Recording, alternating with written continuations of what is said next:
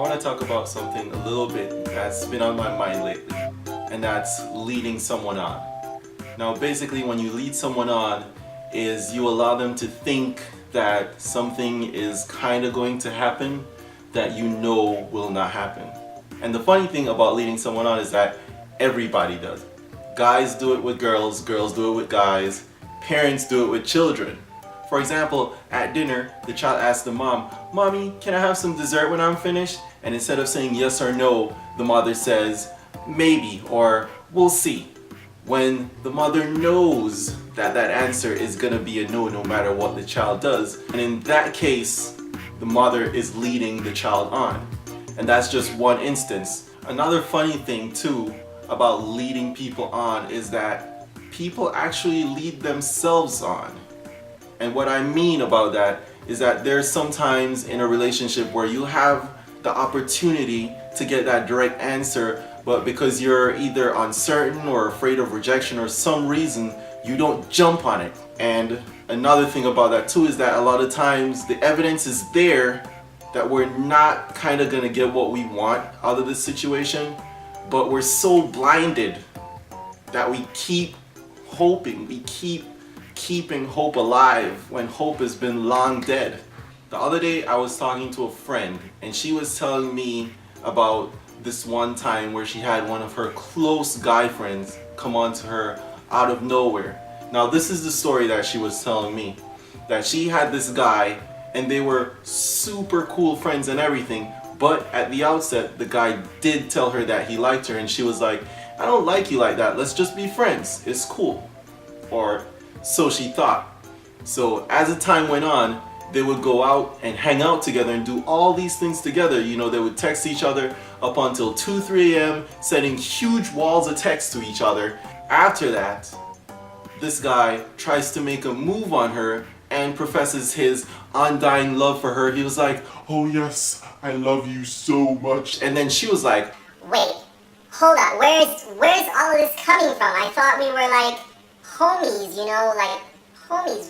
Where's this coming from?" This whole time she's telling me the story, I'm like, are we on planet Earth right now? Like, did you not see how everything you told me about this guy was basically him trying to get closer to you, and he was giving off obvious signals that he was into you? But that could have just been avoided first by this guy should have been a whole lot more direct.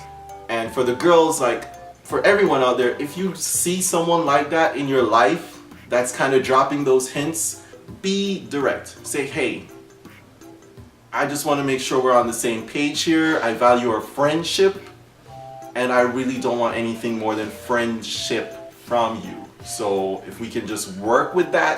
There are people out there who lead other people on without being fully aware. Like, not everybody is a superhero villain that's like, I think this person is kind of into me, so you know what I'm gonna do?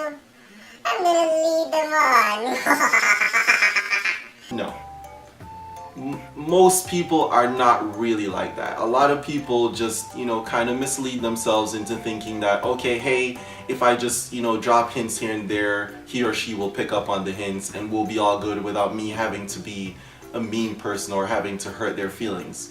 But 9 times out of 10, it doesn't really work that way because a lot of people like to, you know, keep hope alive. And another analogy that I like to use is, I know a lot of you, you know, might be a little bit too young to get the reference of your princess being in another castle. If you've played any of the old Super Mario games, it was like a whole thing where you would go through an entire world of obstacles and dying and frustrations and screaming, just throwing your controller down. And when you finally get to that castle, you don't see Princess Peach. Instead, you get tricked. And they're like, "Aha! Sorry, Super Mario. Your princess is in another castle." And then you have to do the whole thing over again in the next world, only to have the same thing said to you, that your princess is in another castle.